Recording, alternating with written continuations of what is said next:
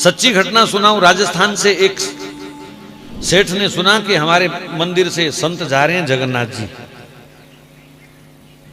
तो सेठ जी ने सस्ते समय पे 100 रुपया दिया उसको, ए जगन्नाथ जी को चढ़ा देना मेरा 100 रुपया। 100 रुपया बहुत होता था तब।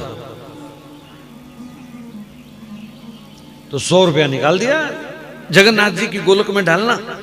ठीक है सेठ जी। अब रास्ते में भूखा प्यासे संत पैदल जा रहे थे, भूखे प्यासे संत मिलने लगे।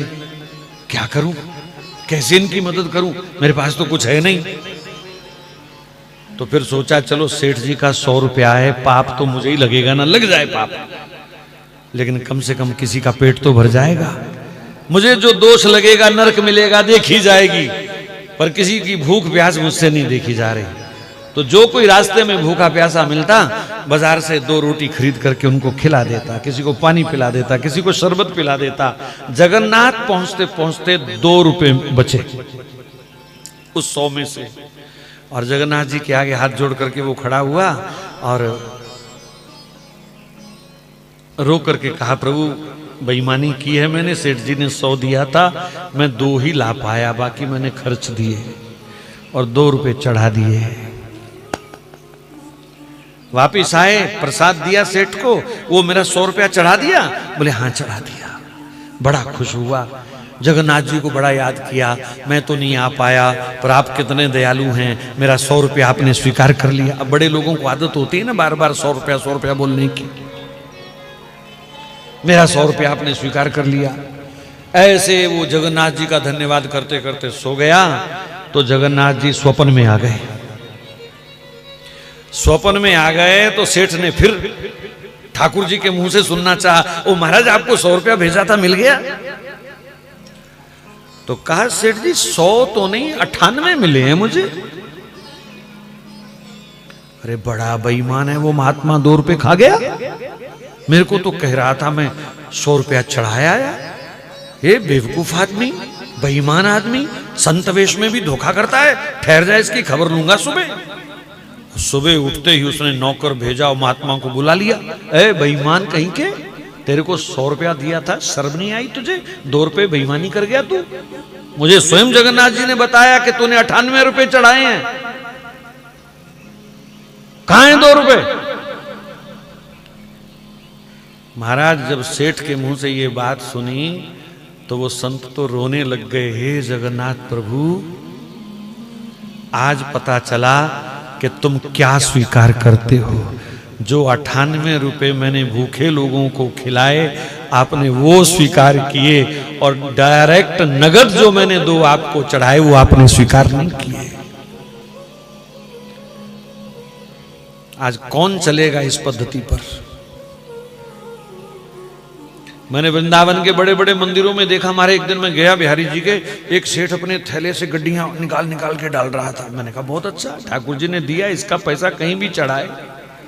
लेकिन दुख तब लगता है जब हजारों हजारों गैया वृंदावन में भी कूड़ा करकट खाती हुई दिखाई देती हैं। तब लगता है कि वहां गोलक में गड्डियां डालने का फायदा है कि यहां गौओं को खिलाने से फायदा है। कौन सा बढ़िया पुण्य है, कौन सा बढ़िया दान है?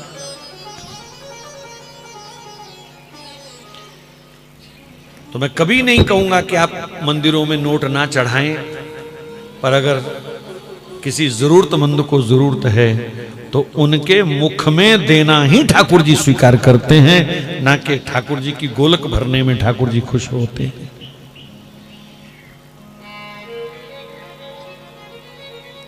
और वर्तमान समय में जरूरत है, जितने भी सरकारी नियंत्रण के मंदिर हैं जिनका चढ़ावा सरकार खाती है, वहां फुट्टी कौड़ी मत चढ़ाया करो हिंदुओं।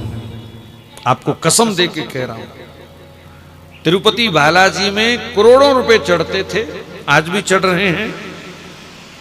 नई सरकार ने थोड़ा सा परिवर्तन किया है जरूर, लेकिन पिछली सरकारों का यह हाल रहा कि 100 में से केवल 8 रुपए मंदिर पर खर्च होते हैं और बाकी सारे के सारे पैसे मदरसे और चर्च पर खर्च होते हैं, जहां जिहादी तैयार होते हैं, हिंदू धर्म के दुश्मन तैयार होते हैं। ये हालत है। अभी 4-5 दिन पहले कर्नाटक के मंदिरों के चढ़ावे की आपने अगर रिपोर्ट पढ़ी हो, सुनी हो, टीवी पे आई है खबर, 450 करोड़ का चढ़ावा आया, जिसमें से 335 करोड़ केवल मदरसों को और चर्च को डोनेट किया गया।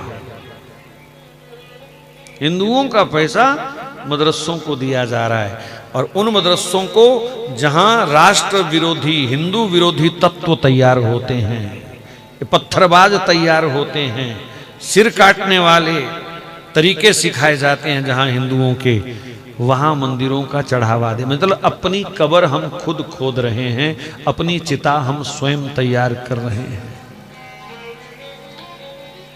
जितने भी सरकारी चढ़ावा खाने वाले मंदिर हैं, सरकार जिनका चढ़ावा खाती है, कृपया वहां पैसा ना चढ़ाएं जब तक सरकार उनके लिए अलग बोर्ड का गठन नहीं करती है। कम से कम हिंदुओं का पैसा तो हिंदुओं पर लगना चाहिए कि नहीं लगना चाहिए। अल्पसंख्यक आयोग अलग से उनको डोनेट करता है, कई खरब रुपए देता है साल के, मंदिरों का चढ़ावा वो खा रहे हैं, और फिर खा के भी देश के हक में रहें तो कोई दिक्कत नहीं, फिर भी वो देश के विरोध में हैं, सनातन के विरोध में हैं। हनुमान चालीसा पढ़ो तो वो पत्थर फेंकते हैं, रामायण पढ़ो तो वो हमारे ऊपर पत्थर मारते हैं, शोभा यात्रा निकालो तो पत्थर खाओ साथ में, और पलते भी हमारे पैसे से।